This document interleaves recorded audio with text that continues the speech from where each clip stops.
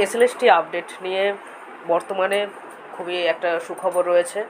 30শে মের 30শে মের notification publish হবে, এর বিজ্ঞপ্তি প্রকাশ হবে, গেজেট পাবলিশ হবে। তো গেজেট পাবলিশ হওয়ার পরে নোটিফিকেশান বেরোয়, এটাই জেনারেলি নিয়ম। এবং গেজেট অনুসারে কিন্তু আমরা বুঝতে পারবো কারা এলিজিবল। তো যাই হোক, মোটামুটি কিছুটা স্বচ্ছ ধারণা আমাদের আছে এলিজিবিলিটি নিয়ে, এবং সেই বিষয়টাই আজকের এই ভিডিওর মাধ্যমে আমরা দেখে নেব। এটা শুধুমাত্র এলিজিবিলিটি নিয়েই আলোচনা করব, এখানে অন্য কোনো রকম সংশয়, যদি তোমাদের অন্য কিছু সংশয় থাকে তো কমেন্ট সেকশনে জানাবে, আমি তার উপরেও ভিডিও বানিয়ে দেবো, ঠিক আছে? তো দেখো, এসএলএসটির ক্ষেত্রে দুটো সেকশনে পরীক্ষা হবে আপাতত, 9, 10 অ্যান্ড 11, 12। অর্থাৎ একটা হচ্ছে অনার্স গ্র্যাজুয়েশন, যেটা অনার্স পিজি বোঝাচ্ছে, এবং 9, 10টা বোঝাচ্ছে পাস অনুসারে, যদিও কারোর অনার্স থাকতে পারে। তো এটা বর্তমানে পাস গ্র্যাজুয়েট বলা হয়, এবং 11, 12কে অনার্স গ্র্যাজুয়েট বলা হয়। এই বিষয় নিয়ে ভিডিও আছে 2019-এর পর থেকে, যেভাবে এনসিটি পাবলিশ করেছে সেই বিষয়ে আলোচনা করা আছে, ঠিক আছে?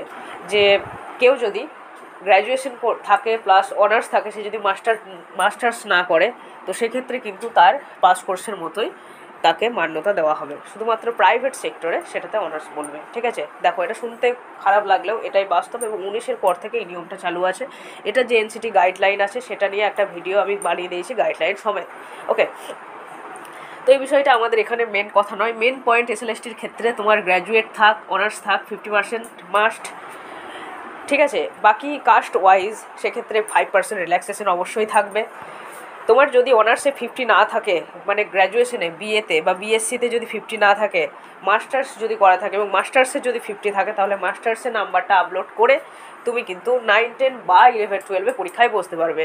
আমরা লাস্ট আপডেট অনুসারে দেখেছি একটা ক্যান্ডিডেট শুধুমাত্র একটা পরীক্ষাতেই বসতে পারবে, 9, 10 বা 11, 12।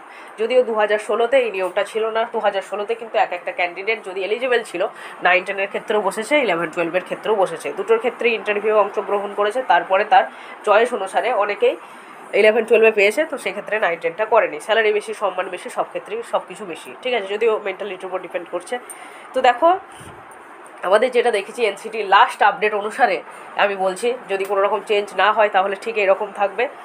গ্র্যাজুয়েশনে তোমার অ্যাটলিস্ট 50% চাই, যদি কাস্ট ওয়াইজ হয় সেক্ষেত্রে 5% রিল্যাক্সেশন দেবে, ঠিক আছে? অ্যান্ড এজ রিল্যাক্সেশনও হয়।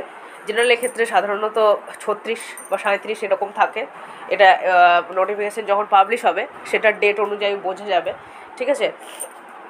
বাকি তোমার কাস্ট ওয়াইজ সেকশনাল থাকে, সেটা 40-45 পর্যন্ত বসতে পারে। যাই হোক, এইবার সঙ্গে কি থাকতে হবে? তো আমি বলছি 9, 10-এর ক্ষেত্রে বসতে বা 11, 12-এর ক্ষেত্রে বসতে, 11, 12-এর ক্ষেত্রে অবশ্যই মাস্টার্স প্রয়োজন, এবং মাস্টার্সে অ্যাটলিস্ট 50% প্রয়োজন। 9, 10-এর ক্ষেত্রে বসতে, যদি 9, 10-এর মানে তোমার 9, 10-এর ক্ষেত্রে বসো, গ্র্যাজুয়েশনে যদি 50% না থাকে, তাহলে সেক্ষেত্রে মাস্টার্সের নাম্বারটা সাবমিট করতে হবে, এবং সেক্ষেত্রে তুমি মাস্টার্সেও বসতে পারো বা 9, 10-এ বসতে পারো, যে কোনো একটাতে কিন্তু বসার সুযোগ দেবে।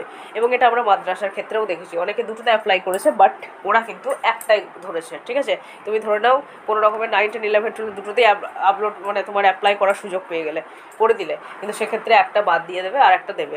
যদিও আমরা এখনও পর্যন্ত গেজেট দেখিনি, সেক্ষেত্রে যদি ক্লিয়ার উল্লেখ করে যে একটা ক্যান্ডিডেট যদি এলিজিবল থাকে তাহলে দুটোতেই তাকে বসতে দেওয়া হবে। তো সেটাই উচিত অবশ্যই, এলিজিবল থাকলে, যেমন 2016-তে করেছিল, ঠিক আছে? সঙ্গে কি থাকতে হবে? বিএড থাকতে হবে, বিএড থাকতে হবে। তো বিএডের ক্ষেত্রেও তোমার 50%ই দেখা হয় অবশ্যই। এবং যারা অ্যাপিয়ার বলি, যাদের কমপ্লিট হয়ে গিয়েছে তাদের তো কোনো সমস্যা নেই। বাকি দেখো 23-25 সেশনে যারা, তাদের আর প্রায় শেষের দিকে, তো 26 নাগাদ রেজাল্ট বেরোবে, তো তারা তো অবশ্যই বসতে পারবে। পার্সুইং বসতে পারবে, অ্যাপিয়ার যারা তারা বসতে পারবে, যারা কমপ্লিটেড তারা বসতে পারবে। 2024 থেকে যাদের 26 অবশ্যই বসতে পারবে, ঠিক আছে? 2025-এ যদি অ্যাডমিশন নিয়েছো, প্লাস যদি রেজিস্ট্রেশন সার্টিফিকেটটা তোমার অ্যাপ্লাইয়ের আগে পেয়ে যাও, যদি তোমার অবশ্যই রেজিস্ট্রেশনটা থাকতে হবে, ঠিক আছে? যেমন ধরে নাও, আগে কি ছিল, বর্ধমান ইউনিভার্সিটি থেকে অনেকে গ্র্যাজুয়েশন করেছে প্লাস বর্ধমান ইউনিভার্সিটির আন্ডারেই বিএড করেছে, সেক্ষেত্রে তাদের আলাদা করে রেজিস্ট্রেশন করতে হয়নি, যদি তাদের গ্যাপ না ছিল। আমার নিজের ক্ষেত্রেও তাই, ঠিক সেই রকমই ছিল, ঠিক আছে? তো আমাদের ক্ষেত্রে যেরকম হয়েছিল, বর্ধমান থেকে গ্র্যাজুয়েশন করার পরে ডাইরেক্ট বিএড করেছিলাম, তখন মাস্টার্স করিনি। তো সেক্ষেত্রে কিন্তু রেজিস্ট্রেশন আলাদা করে সাবমিট করতে হয়নি। তো এক্ষেত্রে মেন ব্যাপার, তোমাকে রেজিস্ট্রেশন কিন্তু সার্টিফিকেট শো করতে হবে, বা কলেজ থেকে যে অ্যাডমিশনের যে অ্যাডমিশন প্রুফ, যে অ্যাডমিশন নিয়েছি সেই প্রুফটা সাবমিট করলে কিন্তু পরীক্ষায় বসা যাবে। বাট সমস্যা হবে, যেহেতু প্রসিজারটা 2025-এর মধ্যেই কাউন্সিলিং হবে বলছে, তো কাউন্সিলিংয়ের আগে, মানে তোমার কাউন্সিলিং হোক ইন্টারভিউয়ের আগে, সেক্ষেত্রে কিন্তু তোমাকে বিএডের মার্কসটা শো করাতে হবে, মানে বিএডের ফাইনাল মার্কশিটটা শো করতে হবে। তো 24-26 তাদের কিন্তু পরীক্ষায় বসতে পারবে, কিন্তু সেক্ষেত্রে হয়তো সমস্যায় দাঁড়াবে, কেননা তার আগে তারা কিন্তু সবগুলো সাবমিট করতে পারবে না।